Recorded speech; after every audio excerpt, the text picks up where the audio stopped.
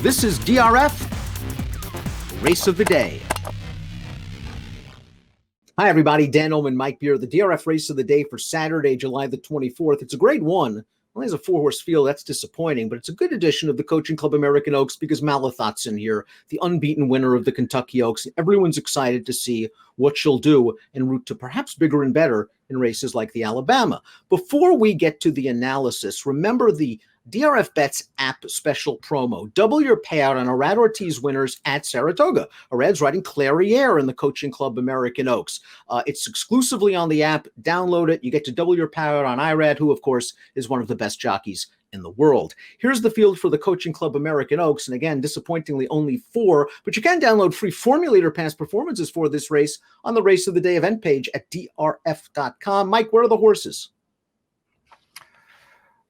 Good question. You know what, Dan? I mean, I suppose Malathod scared some of them away. There have been, listen, it's a real problem, I guess, the way that things are carded. There have been several races for this division over the last month or so where 3-year-old fillies could pick up some graded stakes, some black types. So I guess a lot of them just ran those races.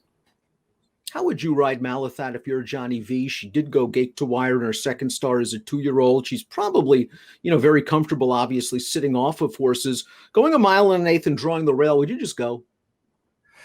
Against this field, I probably would. I mean, there's no reason not to, Dan. She's the best horse in the race. There's only 3 other horses in here. There's no sense. She has the rail, too. I mean, there's no sense in taking her back, especially in a race that just doesn't have any other pace in it.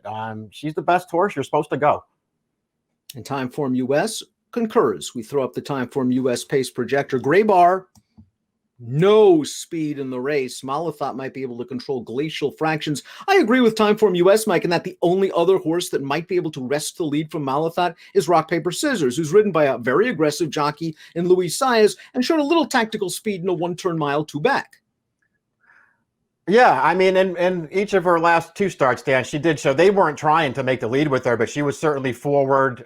They rated in both of those races, but certainly in a race like this where she's clearly the longest shot on the board with the most to prove, they don't really have anything to lose if they decide to go to the lead. Malathod ticks all the boxes, doesn't she? Beautiful pedigree, 7-figure purchase, unbeaten from 5 starts, multiple grade 1 stakes winner, Pletcher and Velasquez, and maybe the lone speed in this race. Let's watch her win in the Ashland, her seasonal debut. And again, this is her first start of the year. She has a lot of work to do, turning into the short stretch at Keeneland. Remember, they ended the 16th pole here. She has work to do. The horse on the lead is a pretty nice one and past the Champagne, but once Malathod gets into that big stride, she just inhales this horse, and she went on to win the Oaks over a very nice one in search results. Yeah, I mean, her races are all good. She has made it close in her last 3, Dan, and they all sort of looked like that Ashland too, where especially in the Demoiselle and that Ashland, where it took her a little bit to get untracked behind horses who really got a big jump on her, but she just is relentless through the stretch. She's a really, really good horse. I loved her Kentucky Oaks. I thought she ran great in there. The 9 furlongs probably, as far as, in my opinion, Dan, the 9 furlongs and further helps her more than it helps anyone else, not only in this race, but in this division. She's just way the horse to beat in here, and I would never bet against her. Maracuja is grade 3 place. She made search results run a little bit 2 starts back. Other Kendrick Carmouche just found a nice spot at the back of the pack. She came with a wide bid. She was just second best to search results that day. And then in the Kentucky Oaks, she was no match for Malathod. I'm not sure if she can be forward, which I think would really work to her advantage, but what a great spot to get a grade 1 placing for future broodmare purposes. Yeah, I'm sure a couple of these horses are thinking the same thing. Yeah, her lack of speed is a real problem in here. Her Kentucky Oaks wasn't bad. Didn't have any speed at all. Didn't break great in that race. Didn't have any speed at all. And Carmouche did the right thing with her, Dan. Sat on the inside the entire way, rallied up the rail, almost got a piece of it. She ran fine last time. Rock, Paper, Scissors has a very strong pedigree. She's won her last 2 races. She blew them away in her first start against winners. I know it was only an off-the-turf heat at Indiana Grand, but that's the way you want to see him win. Yeah, I agree. She was on her main track only, and that was a great spot for her, obviously, once that came off. But I didn't think she got, the greatest trip in the world. Had to steady a little bit early, was a little bit hard to settle. I really liked the way she finished in that race, though, Dan. She was put in a really good run through the final furlong. I thought she did the same thing when she broke her maiden. A really good finish through the final eighth of a mile there. I like the way she finishes her races off. she can't beat this field. This is probably too tough for her, but I'm interested to see what she does down the line. I think this filly could be pretty good.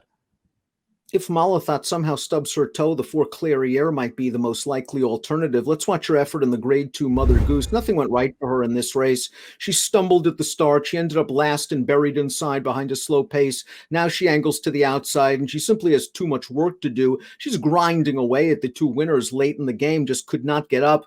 All in all, career best Beyer speed figure. I don't mind her getting back around 2 turns.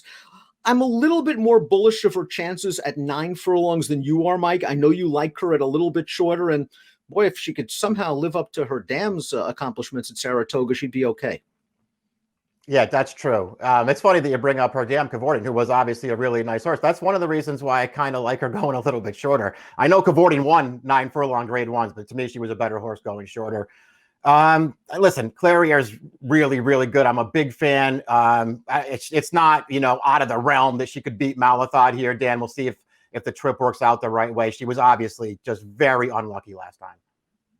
It's not out of the realm. As we take a look at our top picks for the Coaching Club American Oaks, I wonder if she can even stay close to Malathod early, and that could simply be it because Clairiere doesn't have a lot of speed, and if she falls 6 lengths behind, she's not going to make that up. But she was only beaten 3 in the Kentucky Oaks. She ran her race. Malathod was just better than she was.